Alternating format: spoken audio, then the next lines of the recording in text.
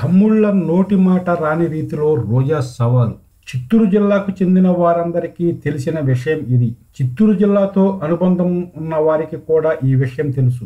ఇంతకీ విషయం ఏమిటంటే, ఏపీ విపక్ష వైఎస్ఆర్ కాంగ్రెస్ పార్టీకి చెందిన ఫైర్ బ్రాండ్ రోజా తాజాగా విసిరిన సవాలు తెలుగు తమ్ముళ్లను భయపడేలా చేసింది. చిత్తూరు జిల్లాలో ఫేమస్ అయిన కాణిపాకం వినాయక ఆలయంలో చేసే ప్రమాణానికి ఉండే తీవ్రత అంతా ఇంతా కాదు.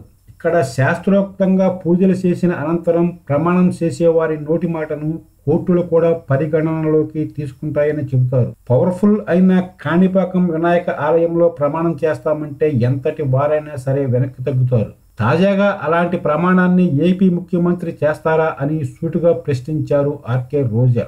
రాష్ట్ర విభజన నేపథ్యంలో ఏపీ ముఖ్యమంత్రి చంద్రబాబు చేపట్టిన నవనిర్మాణ దీక్షపై తీవ్ర స్థాయిలో మండిపడ్డారు.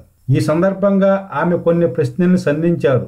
తాను ఎలాంటి అవినీతి చేయలేదని కాణిపాకం వినాయకుడి దేవాలయంలో ప్రమాణం చేస్తారా అని ప్రశ్నించారు.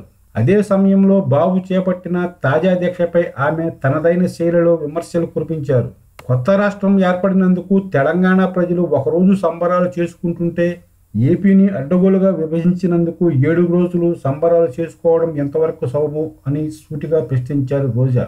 పబ్లిసిటీ కోసమే చంద్రబాబు నవనిర్మాణ దీక్ష చేస్తున్నట్లు దుయ్యబట్టిన ఆమె, బాబు నిర్వహిస్తున్నది నవనిర్మాణ దీక్ష ఎంత మాత్రం కాదని, అది నారావారి నయవంచిన దీక్షగా అభివర్ణించారు.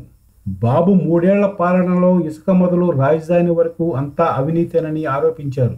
ప్రజలకు ఇచ్చిన హామీల్ని నెరవేర్చకుండా అవినీతి సొమ్ముతో వచ్చే ఎన్నికల్లో గెలిపే ధ్యేయంగా కుయుక్తులు పన్నుతున్నారంటూ మండిపడ్డారు. దీక్షల పేరుతో ప్రజా సొమ్మును వృధా చేస్తున్నారని, ప్రజల సొమ్ముతో ఎన్ని దీక్షలైనా చేయగలరంటూ మండిపడ్డారు.